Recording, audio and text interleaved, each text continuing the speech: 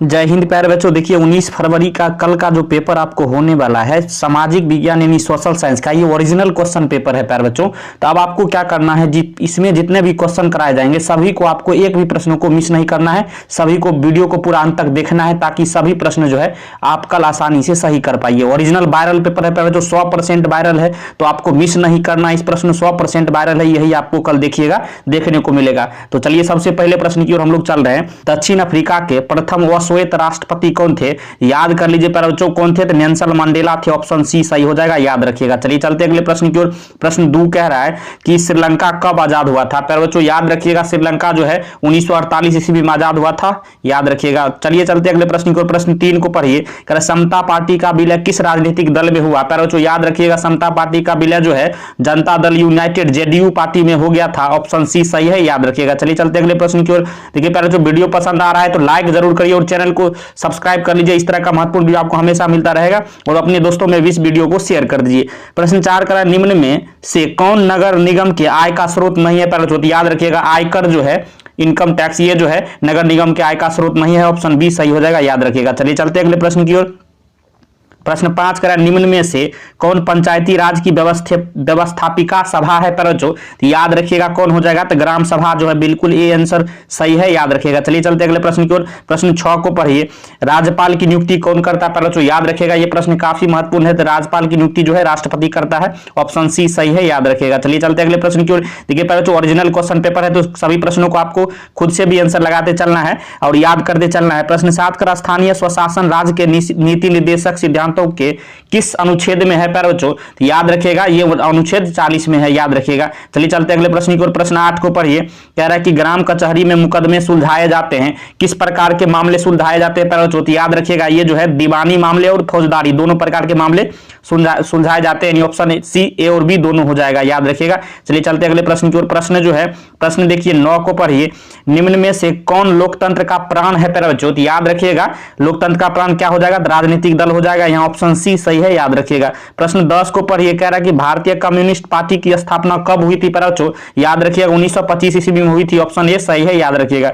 चलिए चलते अगले प्रश्न की ओर। देखिए प्रश्न 11 को पढ़िए। कह रहा है किसने कहा लोकतंत्र जनता का, जनता के लिए तथा जनता के द्वारा शासन है? बच्चों याद रखिएगा, किसने कहा था? तो अब्राहम लिंकन जी ने कहा था। ऑप्शन बी सही है, याद रखिएगा। चलिए चलते अगले प्रश्न की ओर। प्रश्न 12 को पढ़िए। कह रहा है भारत में शासन कौन शासन प्रणाली है? पर याद रखिएगा संसदीय शासन प्रणाली है। ऑप्शन डी सही है, याद रखिएगा। चलिए चलते अगले प्रश्न को। प्रश्न 13 को पढ़िए। भारत में वोट देने का न्यूनतम आयु कितना है? पर याद रखिएगा 18 वर्ष है। ऑप्शन बी सही हो जाएगा। चलिए चलते अगले प्रश्न की ओर। प्रश्न 14 को पढ़िए। लोकतंत्र की सफलता की चुनौती है? पर कौन जो है लोकतंत्र की सफलता की चुनौती है? तो अफसरशाही भी है और शिक्षा भी है, जातिवाद भी है, यानी ऑप्शन डी इनमें से सभी हो जाएगा, याद रखिएगा। काफी महत्वपूर्ण प्रश्न है। प्रश्न 15 को पढ़िए। कह रहा है भारत में राष्ट्रीय आपातकाल की घोषणा कब हुई थी? पर याद कर लीजिए 1975 में हुई थी। ऑप्शन ए सही हो जाएगा। चलिए चलते अगले प्रश्न की ओर। प्रश्न 16 को पढ़िए। कह रहा है सुनामी प्रभावित क्षेत्र में मकानों का निर्माण कहां करना चाहिए? याद रखिएगा सागर तट से दूर करना चाहिए। ऑप्शन बी सही हो जाएगा। चलिए चलते अगले प्रश्न की ओर। प्रश्न जो है 17 को पढ़िए। कह रहा सुखाड़ का कारण क्या है? तो जल का अभाव है। ऑप्शन ए सही हो जाएगा, याद रखिएगा। चलिए चलते अगले प्रश्न की ओर। प्रश्न 18 को पढ़िए। कह रहा संचार का सबसे लोकप्रिय साधन कौन सा है? याद कर लीजिए सार्वजनिक टेलीफोन। अगर ऑप्शन में ये नहीं मोबाइल रहे तो वो भी सही आंसर हो जाएगा, तो ऑप्शन ए यहाँ सही हो जाएगा, याद रखिएगा। चलिए चलते अगले प्रश्न की ओर। प्रश्न 19 को पढ़िए। बाढ़ का प्रमुख कारण क्या है? बाढ़ किस कारण से आता है? तो जल की अधिकता के कारण भी आता है, नदी तल का पर मलबों का निक्षेपण के कारण भी, वर्षा की अधिकता के कारण, यानी ऑप्शन डी सही हो जाएगा। सभी इनमें से ऑप्शन डी, याद रखिएगा। प्रश्न 20 को पढ़िए। कह रहा भूकंप संभावित क्षेत्रों में भवनों की आकृति कैसी होनी चाहिए? पर याद रखिएगा कैसी होनी चाहिए? तो आयताकार होनी चाहिए। ऑप्शन डी सही हो जाएगा। चलिए चलते अगले प्रश्न की ओर। प्रश्न जो है 21 को पढ़िए। कह रहा भारत में सबसे बड़ा लौह अयस्क उत्पादक राज्य कौन है? पर याद कर लीजिए सही आंसर क्या हो जाएगा इसका? तो उड़ीसा हो जाएगा। ऑप्शन बी सही है, याद रखिएगा। चलिए चलते अगले प्रश्न की ओर। प्रश्न 22 को पढ़िए। कह रहा सीमेंट उद्योग का कच्चा माल क्या है? पर याद रखिएगा चूना पत्थर है। ऑप्शन ए सही हो जाएगा। चलिए चलते अगले प्रश्न की ओर। प्रश्न 23 को पढ़िए। भारत में कितने सार्वजनिक क्षेत्र के तेल परिष्करण केंद्र कार्य कर रहे हैं? याद रखिएगा इसका सही आंसर क्या हो जाएगा? तो 18 का कार्य कर रहे हैं। ऑप्शन सी सही हो जाएगा। चलिए चलते अगले प्रश्न की ओर। प्रश्न 24 को पढ़िए। हीराकुंड परियोजना किस नदी पर है?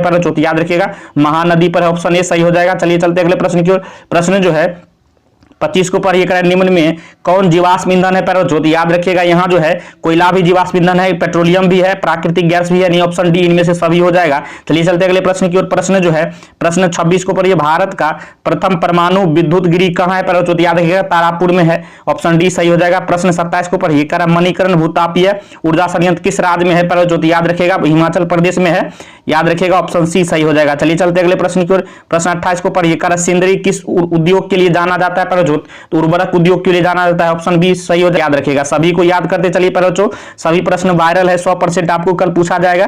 कर एशिया में सबसे पुराना रेलवे वर्कशॉप कौन है पैरा, तो जमालपुर रेलवे वर्कशॉप है, ऑप्शन सी सही हो जाएगा। याद रखिएगा ये प्रश्न भी काफी महत्वपूर्ण है, छपने वाला प्रश्न है।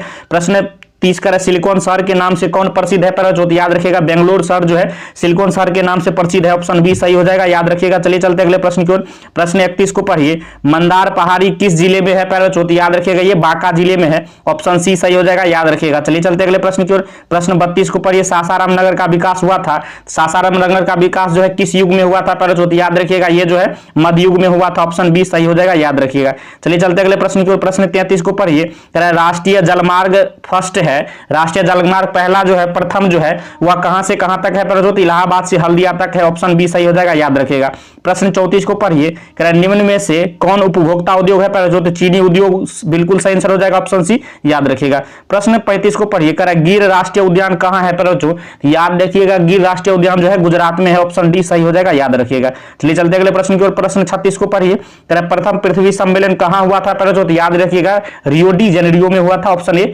सही हो जाएगा। चलिए चलते अगले प्रश्न की ओर। देखिए पैरा को वीडियो पसंद आ रहा हो तो लाइक जरूर करिए, इस चैनल को भी सब्सक्राइब करिए। प्रश्न 37 का निम्न में से कौन खरीफ फसल है पैरा, तो कपास इसका बिल्कुल सही आंसर हो जाएगा, ऑप्शन डी सही है, याद कर लीजिए। प्रश्न 38 कह रहा है कि बांध को आधुनिक भारत का मंदिर किसने कहा पैरा, तो ये प्रश्न भी काफी महत्वपूर्ण है, तो याद रखिएगा पंडित जवाहरलाल नेहरू ने कहा था, ऑप्शन बी सही है। याद रखिएगा प्रश्न जो है प्रश्न यहाँ याद करिए 39 कह रहा है मरुस्थलीय मृदा कहाँ मिलती है पैरा, तो याद रखिएगा मरुस्थलीय मृदा जो है आपको राजस्थान में मिलती है, ऑप्शन बी सही हो जाएगा। याद रखिएगा चलिए चलते अगले प्रश्न की ओर। प्रश्न 40 को पढ़िए भारत का सबसे छोटा रेलवे क्षेत्र कौन है पैरा, तो याद रखिएगा पूर्व रेलवे क्षेत्र है, ऑप्शन बी सही हो जाएगा। याद रखिएगा प्रश्न 41 को पढ़िए कर वायु परिवहन का राष्ट्रीयकरण कब किया गया पैरा, याद रखिएगा 1953 में किया गया था, ऑप्शन डी यहां सही है, याद कर लीजिए। चलिए चलते अगले प्रश्न की ओर। प्रश्न यहां 42 को पढ़िए विश्व का प्राचीनतम परिवहन साधन क्या है पैरा, याद रखिएगा सबसे पुराना साधन क्या है, जल परिवहन है, ऑप्शन ए सही हो जाएगा। याद रखिएगा चलिए चलते अगले प्रश्न की ओर। प्रश्न 43 को पढ़िए मोर मुआगो बंदरगाह कहां स्थित है पैरा, याद कर लीजिए ये जो है आपको गोवा में स्थित है, ऑप्शन बी सही हो जाएगा। याद रखिएगा चलिए चलते अगले प्रश्न की ओर। प्रश्न 44 को पढ़िए करें कांडला विशेष आर्थिक क्षेत्र कहां है पैरा, याद रखिएगा गुजरात में है, ऑप्शन डी सही हो जाएगा। याद रखिएगा प्रश्न 45 कह रहा है कि कहलगांव तापीय विद्युत परियोजना कहां है पैरा, याद रखिएगा ये भागलपुर में है, ऑप्शन ए सही हो जाएगा। याद रखिएगा चलिए चलते अगले प्रश्न की ओर। प्रश्न यहाँ 46 कह रहा है कि जलवेरी संबंधित था किसके लिए, किससे पैरा, व्यापारियों से संबंधित था, ऑप्शन बी सही हो जाएगा। याद रखिएगा प्रश्न 47 कह रहा है जर्मन राइन राज का निर्माण किसने किया था पैरा, याद रखिएगा नेपोलियन बोनापार्ट ने किया था, ऑप्शन बी सही हो जाएगा। याद रखिएगा प्रश्न 48 कह रहा है कि वियना सम्मेलन हुआ था, कब हुआ था पैरा, याद रखिएगा 1815 ईस्वी में हुआ था, ऑप्शन ए सही है। चलिए चलते अगले प्रश्न की ओर। प्रश्न जो है 49 को पढ़िए कर रॉबर्ट ओवन कहां का निवासी था पैरा, याद रखिएगा ये ब्रिटेन का निवासी था, ऑप्शन सी सही है। याद रखिएगा प्रश्न 50 करा बोल्शेविक क्रांति का नेतृत्व किसने किया था पैरा, याद रखिएगा लेनिन ने किया था, ऑप्शन बी सही हो जाएगा। याद रखिएगा चलिए चलते अगले प्रश्न की ओर।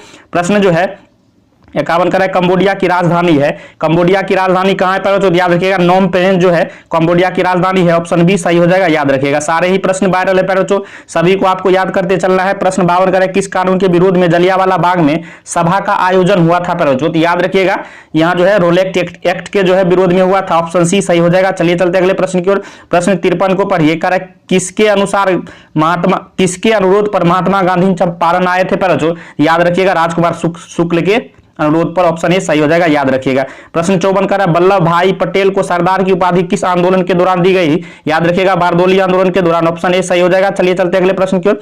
प्रश्न 55 कह रहा है फ्लाइंग शटल का आविष्कार किसने किया था पैरा, याद रखिएगा जॉन के जो है फ्लाइंग शटल का आविष्कारक थे, ऑप्शन सी सही हो जाएगा, याद रखिएगा।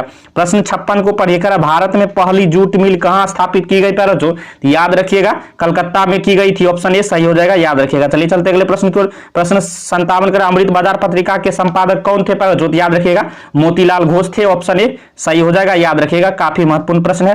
प्रश्न जो है 58 कह रहा है, मराठा समाचार पत्र किस भाषा से संबंधित है प्यारे बच्चों, याद रखिएगा अंग्रेजी भाषा से संबंधित है, ऑप्शन ए सही हो जाएगा। प्रश्न 59 कह रहा है कि निम्न में से किस सिख गुरु का जन्म पटना में हुआ था प्यारे बच्चों, याद रखिएगा 10वें सिख गुरु गुरु गोविंद सिंह का जन्म जो है पटना में हुआ था, ऑप्शन डी सही हो जाएगा। प्रश्न 60 कह रहा है कि बिहार बंगाल से कब पृथक हुआ था प्यारे बच्चों, बिहार बंगाल से कब अलग हुआ था, याद रखिएगा 1912 ईस्वी में अलग हुआ था, ऑप्शन ए सही हो जाएगा, याद रखिएगा।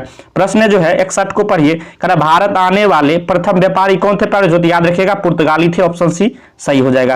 देखिए प्यारे बच्चों वीडियो पसंद आ रहा हो तो लाइक जरूर करिए। प्रश्न कह रहा है 62 कह रहा उत्तरी एवं दक्षिणी वियतनाम का एकीकरण कब हुआ था प्यारे बच्चों, याद रखिएगा कब हुआ था, तो 1976 में हुआ था, याद रखिएगा। ऑप्शन आपको सारे ही यहाँ गलत दिए गए हैं, तो याद रखिएगा 1976 बिल्कुल राइट आंसर हो जाएगा। प्रश्न 63 कह रहा है कि दिसंबर 1929 में किस नदी के तट पर नेहरू जी द्वारा तिरंगा फहराया गया था, तो रावी नदी पर, ऑप्शन सी सही हो जाएगा। चलिए चलते अगले प्रश्न की ओर। प्रश्न 64 कह रहा है क्रांतिकारी नेता सूर्यसेन का उपनाम क्या था प्यारे बच्चों, याद रखिएगा मास्टरदा था, ऑप्शन बी सही हो जाएगा। चलिए चलते अगले प्रश्न की ओर। प्रश्न 65 कह रहा है इटली में निम्न में किसने योगदान दिया था प्यारे बच्चों, याद रखिएगा मेजनी ने दिया था, ऑप्शन ए सही हो जाएगा, याद रखिएगा ये प्रश्न भी छपेगा। प्रश्न जो है 66 कह रहा है कि भारत में 1 रुपया का नोट कौन जारी करता है प्यारे बच्चों, याद रखिएगा भारतीय रिजर्व बैंक जारी करता है, इसी को हम लोग शॉर्ट फॉर्म में आरबीआई भी बोलते हैं, तो याद रखिएगा ऑप्शन ए सही हो जाएगा। प्रश्न जो है प्रश्न 67 कह रहा है प्राथमिक क्षेत्र में कौन सी आर्थिक क्रिया शामिल है प्यारे बच्चों, तो याद रखिएगा प्राथमिक क्षेत्र में जो है कृषि खनन पशुपालन यानी उनमें से सभी जो है बिल्कुल सही आंसर हो जाएगा, ऑप्शन डी याद रखिएगा ये प्राथमिक क्षेत्र से संबंधित है। प्रश्न 68 कह रहा है निम्न में से कौन साख मुद्रा का उदाहरण है प्यारे बच्चों, याद रखिएगा साख मुद्रा का उदाहरण कौन हो जाएगा, तो बैंक ड्राफ्ट हो जाएगा, ऑप्शन बी सही है, याद रखिएगा। चलिए चलते अगले प्रश्न की ओर। प्रश्न 69 कह रहा है विश्व व्यापार संगठन की स्थापना कब हुई थी प्यारे बच्चों, याद रखिएगा 1995 में हुई थी, ऑप्शन सी सही है, याद रखिएगा। प्रश्न 70 कह रहा है कि 2011 की जनगणना के अनुसार भारत की आबादी कितनी थी प्यारे बच्चों, याद रखिएगा 121 करोड़ थी, ऑप्शन बी सही हो जाएगा, याद रखिएगा। प्रश्न 71 कह रहा है कि कृषि उत्पादों की गुणवत्ता सुनिश्चित करने की मान्यता प्राप्त चिन्ह क्या है प्यारे बच्चों, याद रखिएगा एगमार्क है, ऑप्शन सी सही हो जाएगा, याद रखिएगा ये भी प्रश्न छपेगा। प्रश्न 72 कह रहा है केंद्रीय सांख्यिकी संगठन की स्थापना कब हुई थी प्यारे बच्चों, याद रखिएगा केंद्रीय सांख्यिकी संगठन की स्थापना 2 मई जो है 1951 ईस्वी को हुआ था, याद रखिएगा। ऑप्शन सारे ही आपको गलत दिए हैं, तो आपको 1951 याद रखना है। चलिए चलते अगले प्रश्न को। प्रश्न 73 कह रहा है समाजवादी अर्थव्यवस्था का गुण क्या है प्यारे बच्चों, समाजवादी अर्थव्यवस्था का गुण क्या है, तो सामाजिक कल्याण है, ऑप्शन सी सही हो जाएगा। चलिए चलते अगले प्रश्न की ओर। प्रश्न जो है यहाँ 74 को पढ़िए, कर विकसित देशों की आय में वृद्धि के लिए किस पद का प्रयोग होता है, तो आर्थिक विकास का प्रयोग होता है, ऑप्शन ए सही हो जाएगा। चलिए चलते अगले प्रश्न की ओर। प्रश्न 75 कह रहा है निम्न में कौन प्लास्टिक मुद्रा है प्यारे बच्चों, तो बैंक यहाँ जो है डेबिट कार्ड जो है ये प्लास्टिक मुद्रा हो जाएगा, ऑप्शन सी सही है, याद रखिएगा। प्रश्न जो है प्रश्न 76 कह रहा है भारत के सकल घरेलू उत्पाद में किस क्षेत्र का योगदान सर्वाधिक है प्यारे बच्चों, सबसे ज्यादा है, तो सेवा क्षेत्र का है, ऑप्शन सी सही हो जाएगा, याद रखिएगा। प्रश्न 77 कह रहा है छिपी बेरोजगारी पाई जाती है, किसमें छिपी बेरोजगारी पाई जाती है प्यारे बच्चों, याद रखिएगा आपको कृषि क्षेत्र में जो है छिपी बेरोजगारी पाई जाती है, ऑप्शन बी सही हो जाएगा। प्रश्न जो है 78 को पढ़िए, कर रूस की मुद्रा क्या है प्यारे बच्चों, रूस की मुद्रा का क्या नाम है, तो याद रखिएगा रूबल, ऑप्शन सी सही हो जाएगा, याद रखिएगा। प्रश्न जो 79 को पढ़िए, कर साख का आधार क्या होना चाहिए, साख बनल रहता है, कहता है गांव घर में, तो इसका मतलब हुआ विश्वास बना रहता है, ऑप्शन ए सही हो जाएगा, याद रखिएगा। प्रश्न 80 कह रहा है कि वस्तुओं और सेवाओं को अपने उपयोग के लिए कौन खरीदता है प्यारे बच्चों, तो याद रखिएगा कौन खरीदता है, तो उपभोक्ता खरीदता है, तो ऑप्शन सी सही हो जाएगा। देखिए प्यारे बच्चों सारे ही प्रश्न वायरल है, अगर वीडियो आपको पसंद आया हो तो लाइक करिएगा, चैनल पर नए सब्सक्राइब कर लीजिए, क्योंकि इस तरह का महत्वपूर्ण वीडियो आपको हमेशा मिलता रहेगा। वीडियो देखने के लिए धन्यवाद, मिलते हैं नेक्स्ट वीडियो में, तब तक के लिए जय हिंद जय भारत।